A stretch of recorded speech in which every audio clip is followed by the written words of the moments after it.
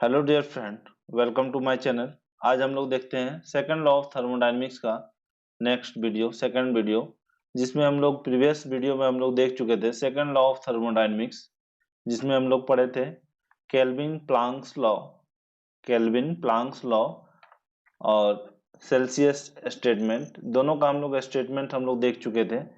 तो अगर हम लोग बात करें, थोड़ा सा रिकॉल अगर हम लोग कर लें, तो जिस kelvin kelvin Planck's kelvin Planck's law जो हम लोग देख चुके थे, इसके थ्रू जो है कि आपका कॉन्सेप्ट ऑफ हीट इंजन है ना, जो हम लोग हीट इंजन हम लोग देखे थे, तो उसमें हम लोग एफिशिएंसी फाइंड किए थे, दैट इज आउटपुट बटा इनपुट, है ना।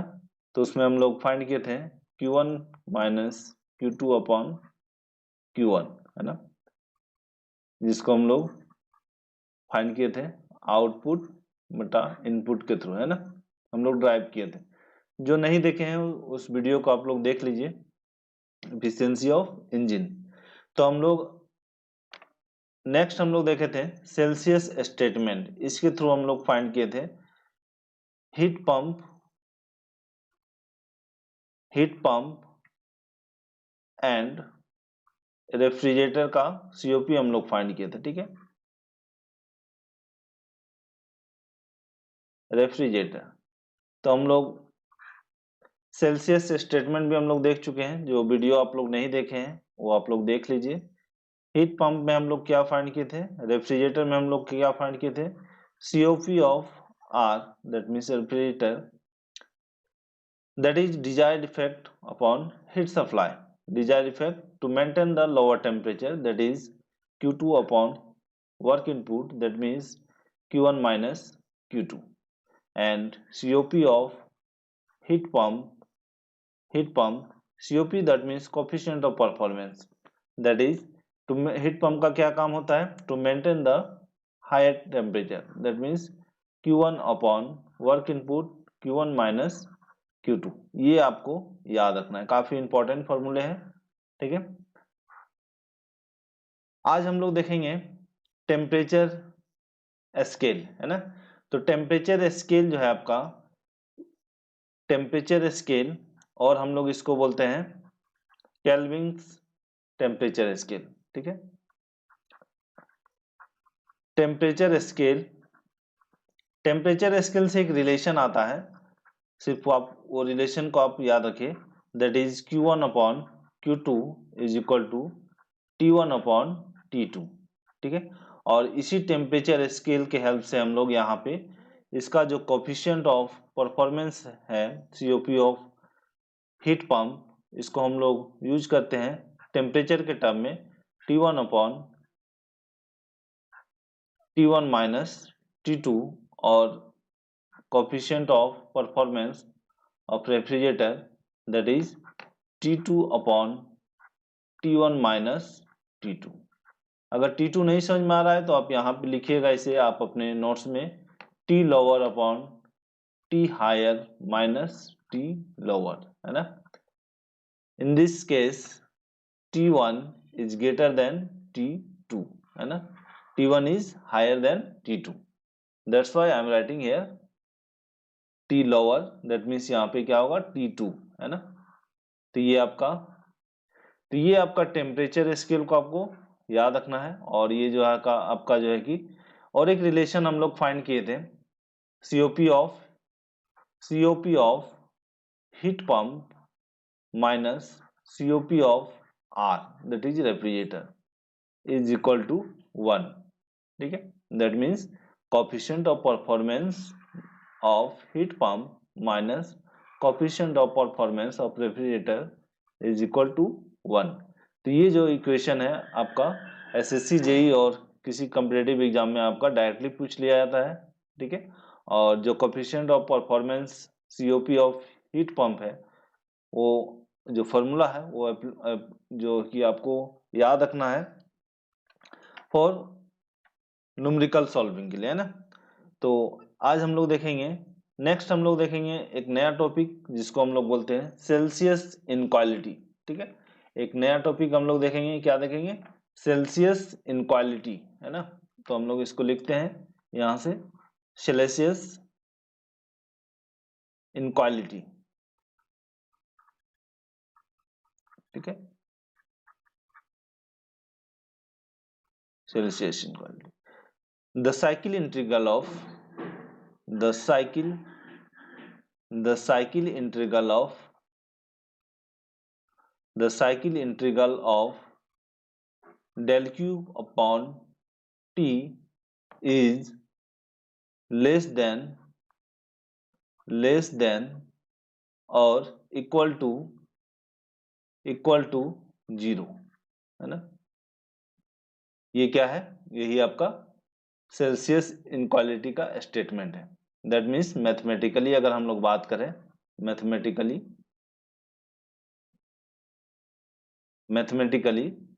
that means cycle integral of del q by t is less than or equal to 0।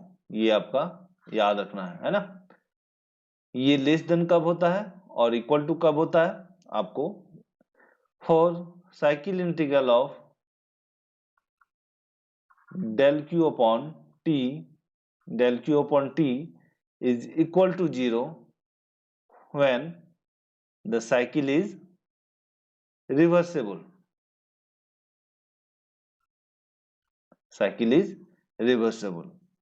and when cycle integral of del q upon t is less than 0, that means when this equation is valid when the cycle is irreversible, ठीक है। तो आपको दोनों ही condition याद रखना है, ये less than कब होता है और इक्वल टू कब होता है। Equal to when the cyclic process is reversible and less than when the cyclic process is irreversible, ठीक है। और एक चीज आपको याद रखना है, when del q of t that means cycle integral of del q upon t, ये आपका क्या है, लेस देन है। अगर ये ग्रेटर देन इक्वल हो जाएगा that means this is a impossible condition, है ना। ये क्या कंडीशन है, this one is the impossible condition. ये कौन सा कंडीशन है, इम्पॉसिबल प्रोसेस और इम्पॉसिबल साइकिल। क्या है ये, इम्पॉसिबल, ठीक है। ये आपको गेट एग्जाम में आपको पूछा भी जाता है और छोटे छोटे क्वेश्चन पूछा जाता है एसएससी में, जो आपका जो साइक्लिक इक्वेशन दे देगा और न्यूमेरिकल दे देगा, तो आपको फाइंड करना है कि ये साइकिल क्या है, इरिवर्सिबल है, रिवर्सिबल है और इम्पॉसिबल है। तो आपको सेल्सियस इनक्वालिटी जो है कि आपको याद होना चाहिए, ये statement that is cyclic integral of del q upon t is less than equal to 0, okay. यहाँ पे आप सफिक्स में आर भी लिख सकते हैं, that means this equation is valid only for a reversible process, है ना, ठीक है। और ये आपका देखिए del q अपॉन टी, और यहाँ पे हम लोग जनरल लिखे हैं, ठीक है। तो नेक्स्ट हम लोग देखते हैं केस नंबर 1, ठीक है। पहला केस हम लोग देखें, केस नंबर 1, जब ये साइक्लिक रिवर्सेबल होगा, सपोज ये कोई इंजन है और ये आपका हीट सोर्स जो है कि आपका T1 टेम्परेचर से ले रहा है amount of Q1 and it rejects Q2 in temperature T2, ठीक है। तो यहाँ पे जो वर्क होगा आपका, ये आपका वर्क आउटपुट होगा। तो अगर हम लोग बात करें, that means cyclic integral of del Q upon del T is what, ठीक है। तो हम लोग यहाँ पे लिख सकते हैं, ये आपका Q1 क्या है, हीट सप्लाई हो रहा है, दैट मीन्स ये आपका Q1 अपॉन T, ये आपका क्या है, पॉजिटिव है, ठीक है। Q1 upon T1, Q1 upon T1, T1 से ले रहा है, प्लस प्लस ये क्या रिजेक्ट कर रहा है, क्या रिजेक्ट कर रहा है, Q2 अपॉन T2, ये आपको हीट रिजेक्ट कर रहा है, दैट मीन्स माइनस, है ना, इज इक्वल टू, इसको अगर हम लोग सॉल्व करें तो हम लोग लिख सकते हैं Q1 T1 minus Q2 T2, ये टर्म अगर 0 आया तो हम लोग बोलेंगे दिस साइकिल इज रिवर्सेबल, ठीक है। और अगर ये लेस देन आया तो हम लोग बोलेंगे, क्या बोलेंगे, इज, और ये अगर ग्रेटर देन इक्वल आया तो हम लोग बोलेंगे इम्पॉसिबल, ठीक है। तो आपको न समझ।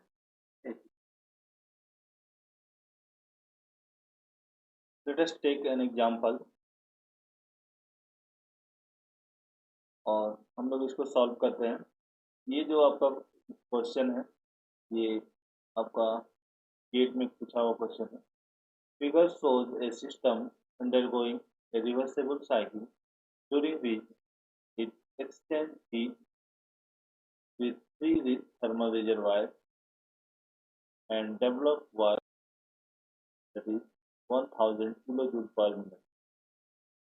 वर्क डेवलपमेंट कितना कर रहा है, 1000 किलोजूल पर of work. Find the magnitude of direction of theta b and theta c. Heat है, heat of b and heat of c, and also find the direction. Magnitude तो फाइंड करना ही है and direction. यहाँ पे आपको जो है कि ये बी है रिजर्वायर और ये आपका ई। Then figure shows that the system undergoing a reversible cycle will exchange a heat with two thermal reservoir। ये आपका जो है हीट एक्सचेंज कर रहा है। ये आपका एक रिजर्वायर है और ये आपका दो रिजर्वायर। तो लेटेस्ट एज्यूम हम लोग कर लेते हैं, यहाँ पे किसी भी डायरेक्शन में हम लोग यहाँ पे एज्यूम कर लेते हैं। तो यहाँ पे किसी भी डायरेक्शन में हम लोग इसको जो है heat rejection of B rejection में, तो हम लोग फर्स्ट हम लोग जानते हैं नेट टू वर्क आउट। ये जो मेरा है ये क्या हो जाएगा, ये हम लोग जानते हैं किसी भी सिस्टम में अगर हीट इनपुट दे रहे हैं तो हम लोग उसको क्या लेते हैं, पॉजिटिव, और अगर वो रिजेक्ट कर रहा है तो हम लोग उसको लेते हैं नेगेटिव। तो हम लोग यहाँ पे देखिए ये आपका Q जो आपका हीट है आपका ये गिवन है, ये आपका गिवन है 500 किलो जूल पर, ये आपका फिगर में ही। तो यहाँ से हम लोग बोल सकते हैं QA ये आपका क्या होगा, प्लस होगा। ये आपका जो हम लोग डायरेक्शन लेंगे अपोजिट, या दैट मीन्स रिजेक्ट हो रहा है। QB minus QC is equal to what, work, net work, that means 1000 kilo joule पर। ये इक्वेशन 1 हो गया, इसको हम लोग सॉल्व करते हैं, ठीक है। ये आपका QA गिवन है, that means 5000 minus QB minus QC equal to, तो अगर हम लोग इस पार्ट को, ये जो प्लस है इसको हम लोग इधर लाएंगे, ये क्या हो जाएगा -5, और ये कितना हो जाएगा 5 माइनस माइनस 4000, और ये आपका हो जाएगा ई, और बी माइनस ई। तो अगर इसको हम लोग सारा माइनस को अगर हम लोग ये करें तो ये आपका क्या हो जाएगा, Q B plus Q C equal to 4000। ये आपका इक्वेशन 1 आया, ठीक है। सिमिलरली ये हम फर्स्ट लॉ ऑफ थर्मोडायनेमिक्स से लगाएं। सिमिलरली हम लोग क्या अप्लाई करेंगे यहाँ पे, सेल्सियस इनक्वालिटी, तो अभी हम लोग पढ़े हैं ना, सेल्सियस इनक्वालिटी को हम लोग यहाँ पे अप्लाई करेंगे, और वहाँ से एक इक्वेशन हम लोग यहाँ पे फाइंड करेंगे, एक इक्वेशन हम लोग फाइंड कर देंगे। अब हम लोग क्या अप्लाई करेंगे, सेल्सियस इनक्वालिटी, और हम लोग यहाँ से हम लोग फाइंड करेंगे। तो हम लोग क्या जानते हैं, that is del Q by T is equal to 0, and this cycle is reversible, है ना, रिवर्सेबल यहाँ पे लिखा हुआ है। तो ऑब्वियसली रिवर्सेबल की क्या होता है, 0 होता है। Cyclic integral of del Q upon T। तो अगर हम लोग ये प्रोसेस का अगर हम लोग बात करें तो ये क्या हो जाएगा, हम लोग लिख सकते हैं QA अपॉन T मेरा क्या हो जाएगा 1000 केल्विन प्लस प्लस इस अगर हम लोग इसका बात करें, ये मेरा क्या था, क्यू बी प्लस, ये क्या हो रहा है, आउटसाइड जा रहा है, that means minus of Q B upon, ये कितना है मेरा,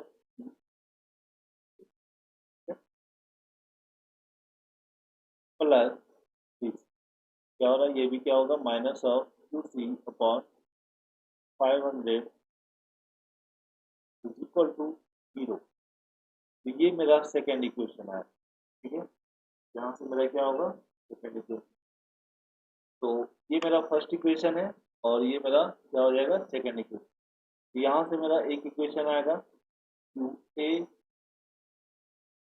और Q B minus Q C के टर्म में, क्यू ए तो गिवन है, ठीक है, यहाँ से एक कांस्टेंट वैल्यू आएगा यहाँ पे, और ये मेरा सेकंड इक्वेशन है। तो दो इक्वेशन एंड दो अननोन, अननोन वैल्यू है, तो यहाँ से हम लोग फाइंड करेंगे क्यू ए और क्यू से गिवन है Q B and Q C, ठीक है, फाइंड करेंगे, कैलकुलेट करना है आपको, ठीक है। यहाँ से हम लोग देखेंगे ये जो वैल्यू, जो मेरा आंसर जो आएगा, ये क्यू बी का जो वैल्यू आंसर आएगा minus of 2250 and Q C का वैल्यू जो आएगा आपका 6250। दैट मीन्स जो मेरा क्यू बी का जो वैल्यू था, जो हम लोग एज्यूम किए थे, वो माइनस आया, दैट मीन्स मेरे इसके अपोजिट में आएगा, दैट मीन्स डायरेक्शन का, ठीक है, डायरेक्शन अपोजिट होगा, और क्यू सी का वैल्यू मेरा पॉजिटिव आया, सेम आया डायरेक्शन का, ठीक है। तो सॉल्व कीजिएगा।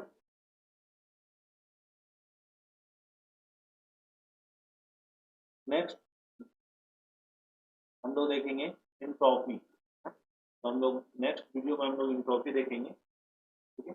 Thank you for watching. जो इससे पहले जो वीडियो लेक्चर है, first second law of thermodynamics, जो आप लोग नहीं देखें तो देख लीजिए, काफ़ी हेल्पफुल होगा। और इस तरह का हम लोग, ये जो है कि आपका न्यूमेरिकल, जो है कि छोटा छोटा न्यूमेरिकल